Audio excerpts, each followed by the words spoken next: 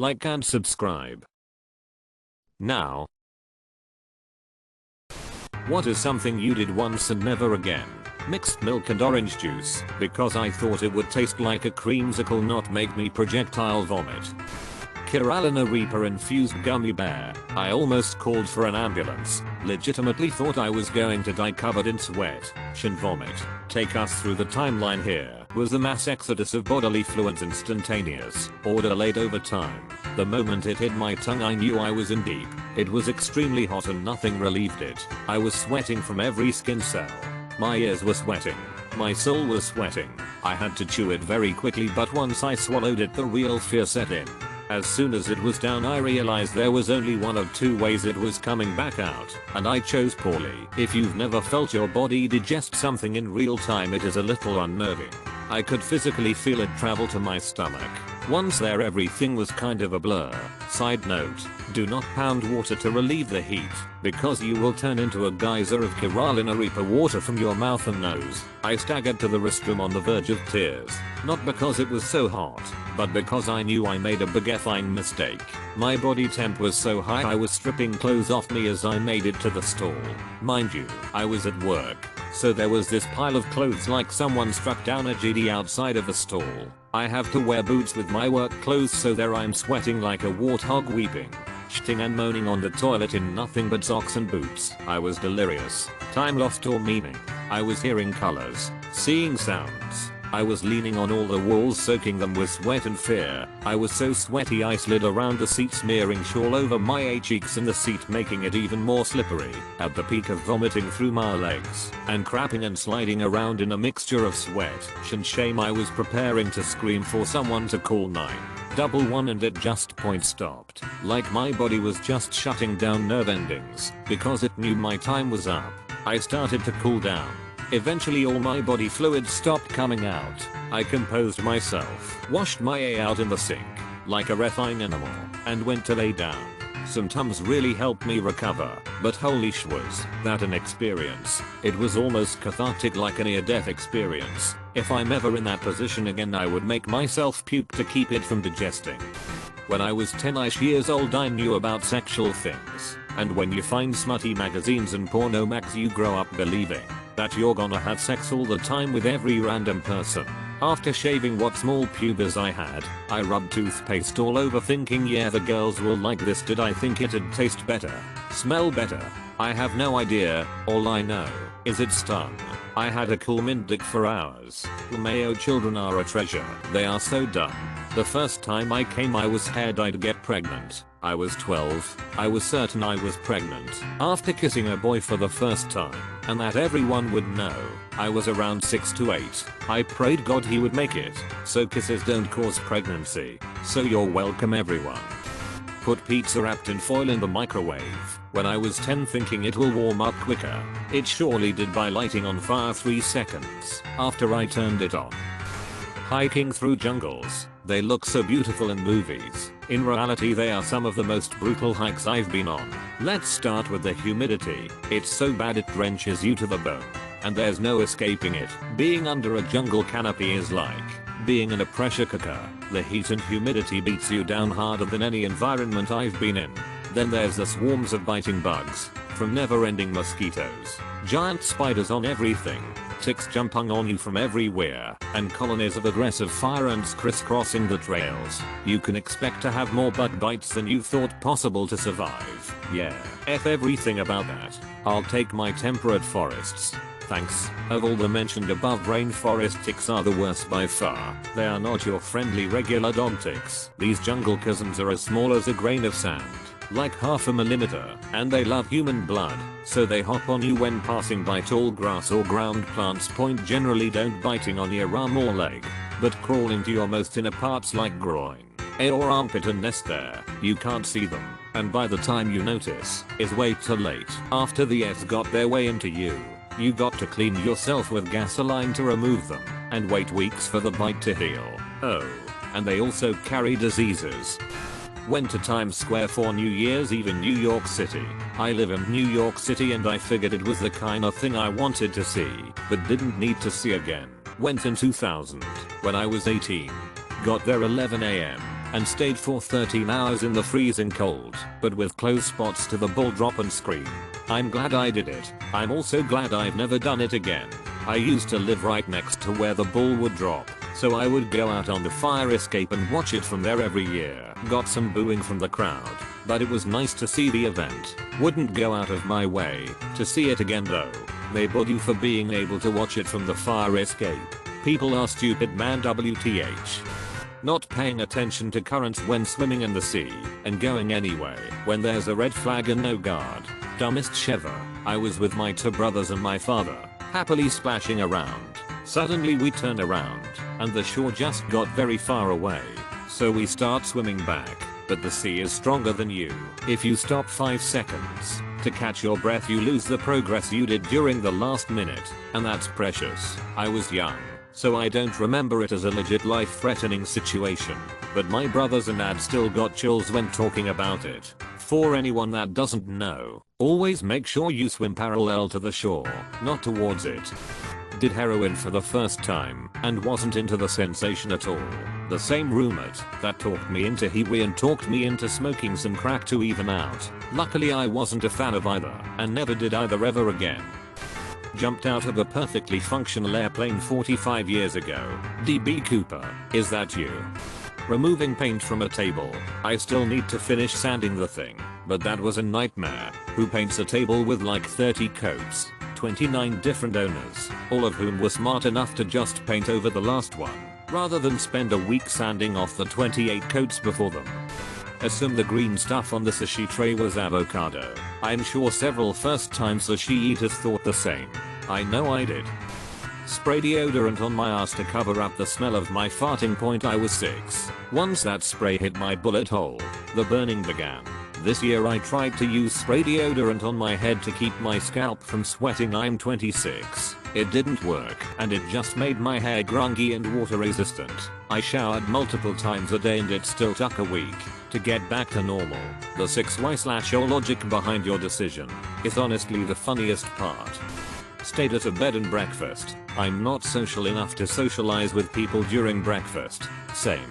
Came downstairs at 9:15 because they said breakfast was served until 9:30. The owner said, "There you are," and showed me to a table with a little card that said Mrs. Winnercube in fancy script, and then proceeded to scold me that all the other guests were already done eating. Never again.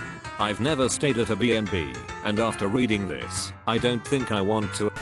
Bath salts. Tried some from a guy who went by Asian Billy. I did about enough to cover the head of a framing nail and was pretty much having a panic attack for the next 8 hours. I went to a casino with the other people I was working with and Asian Billy and sat at a blackjack table and just said, "I have no idea what I'm doing. Sorry everyone if I mess up your bets." Everyone was cool, and I ended up winning $175. Now I got to ask the most important question. Was Asian Billy Asian? Got drunk once with friends under the Ambassador Bridge drinking 120 proof rum from duty free shop. Puked my guts out. Can't stand the smell of rum since, and it's been 53 years. Vanilla vodka in a field for me. I feel like a lot of people have a similar story about drinking excessively with friends in a creative location that resulted in alcohol poisoning and the inability to consume that type of booze anymore. Tried to intervene during a street fight. Got shot for my troubles. Bless us with more story. Friend, were you out getting a coffee? Walking your gator? Where were you shot? Glad you're here to write any of this stuff in the first place. Was at the bar with my ex-wife. 2 regulars, one of which I considered a friend, started arguing. My friend went outside to go home and end the problem. Decides has gonna continue the fight in the parking lot. There was a group of us that followed, and when he went to pull a gun, my drunk A thought it would be a good idea to step in and try to stop it all. Shot at me 3 times. One of them hit my leg. I stole a tester eyeliner from the Macute section at a store when I was 17. The security guy took me aside in a small room and questioned me, asked for my information, and to scare me, he said this would always be in my record and companies won't want to hire me anymore, and I burst into tears and had a panic attack. He said he'll let me off if I pay double the price of the eyeliner. So I did, and he let me go. Now, I don't know how much of what he told me was real, and if the result was legitimate, but if he tried to just scare me into not becoming a serial swiper, it worked. Pretty sure he just pocketed the cash after. Yeah, that's definitely a shakedown lol. He probably saved you an eye infection. Actually, he let me keep the tester and I remember using it to write something cryptic in my journal that day. Yeah, I was an edgy one. Man, this reminds me of a story. When I was like 7 or 8, I was shopping with my mum. I found a tennis ball underneath one of the aisles in a shop and thought, well, I found it underneath the shelf, therefore finders keepers. So I stuffed it under my t-shirt without my mum seeing. So I was walking around the shop with a spherical, shaped extrusion from my shirt and thought this is fine. And it was. I got home and was playing with it in my room when suddenly, a heavy knock at the front door. I hadn't heard this knocking heaviness and rhythm before. Suddenly mum calls me down and says it's for me. I walk to the front door, open it, and a massive, scary looking policeman is standing there looking down at me. "How are we, son?" he says. "I'm good," I say, whilst sweat starts to pour out of my chubby little face. "You know why I'm here, don't you, boy?" And I burst out crying and said I was so sorry. I thought it was free as it wasn't on the shelf. After a little grilling, he took the tennis ball away from me and said the police will always be watching me. It turns out my mum knew and invited a friend over and told her about it, and her friend suggested calling the police to scare the utter shout of me. It worked, honestly. Never stole or done any wrongdoing again. Another bonus story: my mum was a heavy smoker before, and I kept asking her, at the ripe age of 8, if I could try some, and all day she kept saying no, until she couldn't take it and said fine, and held it to my lips, where I then proceeded to projectile vomit across the hallway. Never smoked in my life because of that, I'm sure. I'm 32 now. I guess what I'm saying is teaching them a lesson when they're young really works. Coke. I remember feeling alive, feeling like myself for the first time. Feeling like I was bursting at the seams with creative ideas. I was finally the person I wished I was, as creative as I wished I was, and as motivated as I wished I was. I felt like I had found the secret holy grail of success and happiness. Then I thought, oh, this is why people get addicted to it. So I vowed not to do it again, and went back to being depressed and unmotivated. A friend of mine in college did some coke and sat down and wrote a poem. He actually got it published. He never did coke again. He never wrote anything for publication ever again. He was fine with both of those things. Man, some people just have so much more self-restraint than I do. Your comment does an amazing job of simultaneously making me want to try coke and to never try it. I fear that I won't have the same realization that you did. When I just found out about masturbation, I used dish soap as lubricant. At first it was fine, but I didn't wash it after. The next day I woke up with skin peeling off the top of my dick. I could barely take a shower, it stung so bad. Never again. Use Nair to remove all the hair from my junk with little effort. Don't ever do this. Spelunking cave exploring. For starters, it begins and ends with going through a million bats, and the journey in between is just too dangerous. In the last place in the world you'd want to get hurt, and super tight squeezes are freaky. The story of the guy who got stuck upside down in the Nutty Putty cave system will have me never ever getting into spelunking. His body is still stuck there because it was too unsafe and difficult to get him out. It's so disturbing and sad. Every single time cave exploration or spelunking is mentioned on Reddit, the Nutty Putty cave gets mentioned, and for good reason. Hard pass. Not a fan of being eaten by the planet. Yeah, I'll still go in those touristy caves with already cut out paths, but no way in hell would I go into a place like Nutty Putty or go cave diving anywhere. Climbed the stairs up the CN Tower. It's a twice-a-year thing for charity. My friends and husband were all like, yeah, come join us. It's so fun. No, 249. 144 flights of stairs is not fun. I've done it once. It's crossed off. Never again. I get tired climbing stairs in Warzone sometimes. I can't imagine this. Nope. It's shockingly faster than you'd think. I think my time was 45 minutes and my husband/friends did it in 25ish. But then, The other friend I dragged along took an hour and a half, and then we had to dash across town for a 5k race that was actually what I wanted to do. It was a day. It will never be repeated. It was bad decisions all around. Opening a link in Reddit when someone else in the comments said not to, yup, and on one of those what's the most disturbing photo on the internet threads that I hated myself for even venturing into. Saw 2 images that haunted me for weeks, and now I just avoid those sorts of threads. I'm not even going to describe them, because I'm sure they're high up already on numerous Ask Reddit threads like them. Just don't click it. They're not worth it. You will gain nothing from seeing those things. So when I was really young I liked to play military or something, and one time I wanted to be a hostage and escape from it to fight the bad guys like an idiot. However, I couldn't get the tape to work myself, so I asked my brother for help. So I went onto a cabinet and had my brother do it. I was excited to escape and fight the bad guys. Then I woke up in my dad's car dizzy, confused, and asked what had happened. Was because I was an idiot, and my brother was too.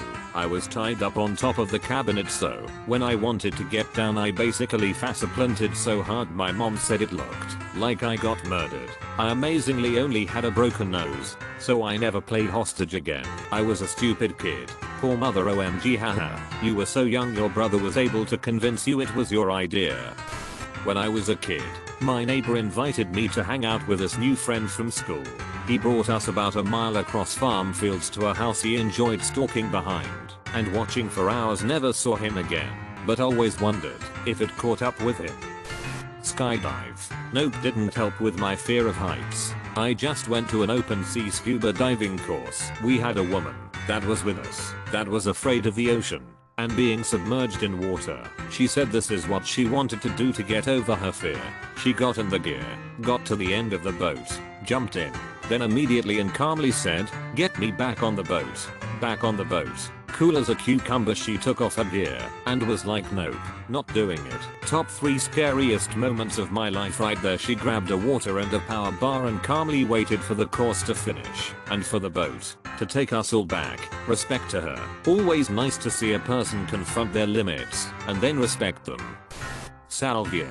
I experimented with lots of drugs, and especially psychedelics, when I was younger, but man, take the most intense part of an acid trip, but without any lead up, to ease you in.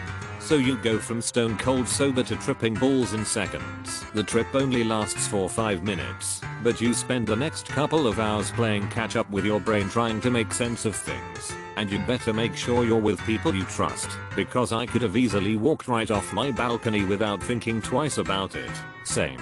I had just said I don't feel and no sooner were the words out of my mouth than I got overcome with that intense feeling of knowing you're in a dream. And I was like, OMG, I gotta get out. But when I tried to walk I looked down, and my legs were on backwards, like I was legit looking at the smooth part of the back of my knees. Lol, I was just about to start crying / hyperventilating when it wore off. F that lol. I hallucinated that my bedspread was a hillside covered in sheep. I realized I was a shepherd. Then I had a panic attack, because I don't effing know how to be a shepherd. For anyone who is thinking I can handle 5 minutes of a potentially bad trip, those 5 minutes can seem like an eternity, and depending on the dosage, the concept of time might completely go out the window. When I did salvia I felt like my legs melted into the concrete I was sitting on. So at that point in time I had no legs. I was scared, because I thought I'd never be able to walk again. Then my friend told me we had to go, and I needed to get up, and I freaked out. I almost started crying, because I thought my friends were gonna leave me at the park, legless, stuck for the rest of my days. But then it wore off, and I walked to the car and we went to get food. Buy cheap toilet paper, that 1-ply crap, which was a cross between either using sandpaper on your crack or accidentally ripping through it and fingering yourself. We call that John Wayne toilet paper. Rough, tough, and don't take shot of anybody. One time, I was around 12 or 13. I suddenly took interest on my sharpener. Since my pinky finger was small enough, I decided, why don't I sharpen my finger? Like, why the F not? So I plunged it in and twisted hard. Took nearly a week to heal. One of the most stupidest things I ever done. I did this as a kid too. It's like some sort of whack childhood intrusive thought that you actually act on. Ran out of toilet paper when I was 11. Saw alcohol wipe cloths and thought that would work just fine. Nope. As soon as I did that first wipe, it was as if the sun teleported into my a-hole and I was hopping around the bathroom trying not to squeal. Mom opened the door to check on the noise and saw me jumping around with an alcohol pad between my cheeks. Keep alcohol away from Uranus. As soon as I did that first wipe, it was as if the sun teleported into my a-hole and I was hopping around the bathroom trying not to squeal. Well, that's not something you hear every day. This one time I was getting a drink that was only for $1, so I sped walk my way into the mini shops, quickly grabbed one and ran out. I was running to my friend with the drink until I felt something in my pocket, pulled it out, and it was the $1. Sudden realization. I quickly ran back to the mini shop to see the shop owners scanning the outside of their shop. I gave them my $1 and said sorry. They looked at the $1, looked at each other, spoke in a different language, and went back inside. I'm pretty sure they called me an idiot as I went back with shame. My dad told me this story. In the 70s, he and my mum stopped at a Little Chef motorway services restaurant for lunch. After they finished, they got the bill, then left. They drove for half an hour before realizing they didn't actually pay the bill. Being honest people, they turned round and went back and paid. The staff said, "We know you'd be back." Meth. Hey, me too. I was awake for a day and started seeing shadow people. Not to mention I spent the day with legitimate meth heads and meth dealers. It was pretty scary. Still remember everything. Even though it's been almost 15 years, it makes me nauseous that I'll let myself do that. I was a raging alcoholic, so I didn't have many inhibitions. Pee in a garbage bin in front of a teacher thinking that it was a toilet. Sleep is important. Ate a whole habanero into bites. Peed on a fence. Did you know some cattle fences are electrified? Coke out of a fat guy's belly button. Get drunk till I blacked out. Having people fill in the gaps in your memory is terrifying, especially not knowing how you got home. I don't drink anymore. I did die for 2 minutes after a heart attack and don't plan on doing that again for a while anyway. Does that count? Hitchhiked at 17 to Mexico. Fried bacon naked. I've done this more than once, but I will agree it stings pretty bad the first time. Bought a $20 lottery ticket. Lost $20. Never again. When I was 14, I accidentally mistook bike chain lube for sex lube. At first, I wondered why it was blue, but that thought was almost immediately overpowered by an intense burning sensation.